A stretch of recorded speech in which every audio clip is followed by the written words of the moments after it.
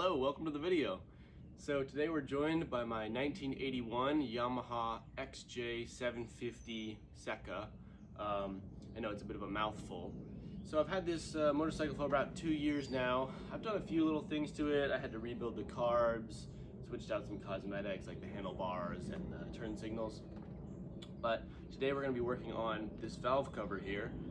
It was leaking some oil, I noticed. So we're going to be replacing the gasket, and we're going to also check the valve shim clearance. So let's get right into it. This bike does look like it's straight out of the 80s with these blocky front headlights, which I was actually thinking of switching to a circular one, but after I saw the absolute mess of wires inside this headlight bucket, I decided against it. And honestly, it's kind of grown on me, the look. You know, it's a fun bike. Really, the only thing I've done so far, though, I've pulled off the gas tank, as you can see, and I removed the carbs. But you don't even need to remove the carbs. I'm just trying to find a fueling issue currently. But once you get the gas tank off, the valve cover is right here, and there's just bolts on the top. So all these bolts here are going to be 5mm Allen key, and under each of them there's going to be a little rubber grommet that you'll have to kind of pull out, but it shouldn't be too tight. Once you get all the bolts off, mine was just loose already, but you may need to use like a rubber mallet or something to break it loose, and then you should be able to just kind of lift it up and slide it out of there. It's nice on these, you don't even have to move the coils or anything. It's just right there. Move around to the left side here. We're gonna wanna undo this bottom cover right here. Again, this is just gonna be a 5mm Allen key.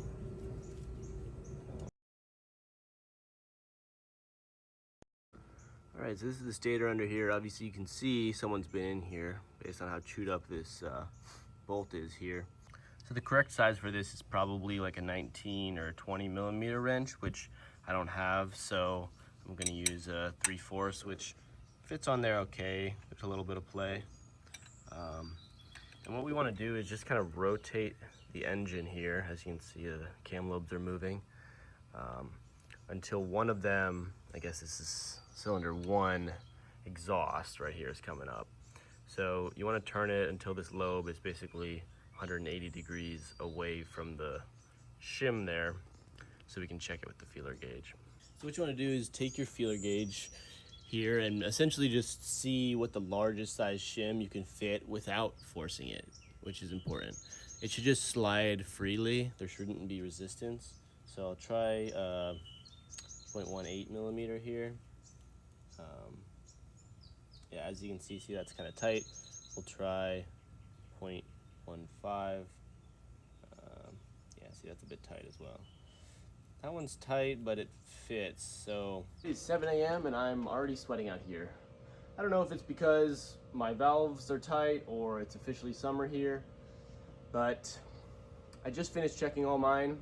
On the intake side, they came out to pretty much across the board 0.08mm, which is tight. The manual says that the clearance should be 0.11mm to 0.15mm on the intake side. So yeah, they're tight. It's unfortunate. Basically what happens is it's kind of counterintuitive, but as the valves basically are slamming into the head over and over again, they actually push themselves up into the head. And since we're checking the other side, they're pushed closer to that cam lobe, and so it gets tighter. So basically what we have to do now is use this little tool I bought.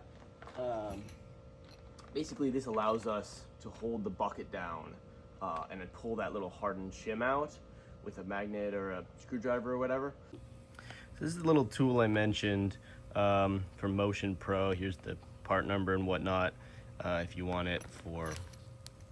All right, so on the intake on cylinder 4 here, we're going to take our little tool and just kind of slip it underneath the cam lobe here and thread our bolt down. And when you're rotating the engine, be very careful not to rotate the lobe backwards into the tool. All right, now we're gonna rotate the engine back the other way, letting pressure off of that. Once we rotated the engine back the other way, you just basically pry up gently with a little screwdriver in this little slot in the bucket, and you should be able to pry this shim up and pull it out.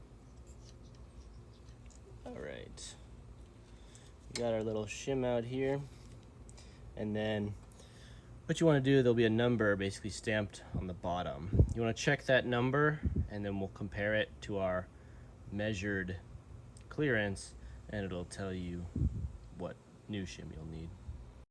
So this is what the chart in the manual looks like. Essentially, you just compare your measured clearance versus the shim number that you currently have installed, and it'll tell you which one you need. Then just kind of order the new shims you need. Most of the time, you'll be able to switch around ones you already have. So I only had to actually order 3 shims. So we're working on cylinder 2 here, and it had a 260 in it before. As you see, it's got a 260 currently installed, and so I just stepped down to a 255 since the valves were a little tight. I know this probably isn't the best angle, but the shim will go in basically the same way it came out. You just put the numbers down, you kind of slot it in there, and it just slides right in.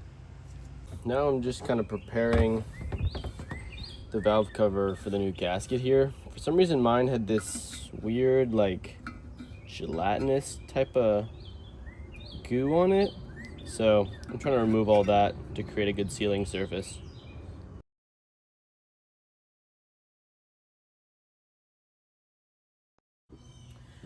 Once you get all the bolts in here, I just kind of loosely snugged them down.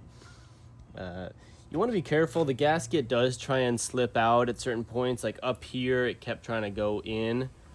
So you just want to kind of do it slowly and make sure the whole sealing surface is evenly kind of pressing down, and there's no gasket that slipped out or anything. It says online that these should be torqued down to like 7.2 foot-pounds, but I don't think there's really a good way to actually get a torque measurement on these. So I'm gonna kind of do a crisscross pattern, moving from the center outward and just do them snug. The little grommets in here are what's actually causing the sealing. So yeah.